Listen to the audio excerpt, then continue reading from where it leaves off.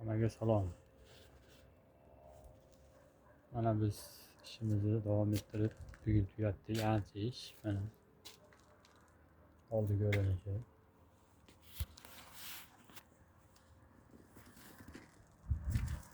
Mana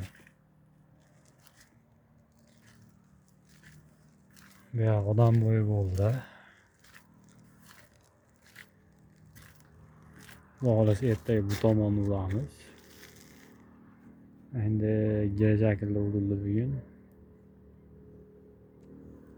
Ichkarilarni bu tugatdik. 2 kunda xudo xohlasa mana shunday aylantirib uni yonboshdan ko'rinishi tekis. Yoqsa bitta like, podpiska bo'lishni unutmanglar. Kommentariyga o'z fikringizni qoldiringlar. Orqasiga aylantirib urdik. Orqasi qaraton.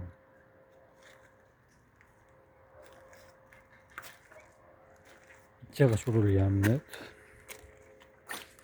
52 sm shu yerdan shu yerga 12 sm bu. Jami ablisovkani hisoblaganingizda 64 sm bo'ladi. Hammaga omad, kuzatishda davom eting.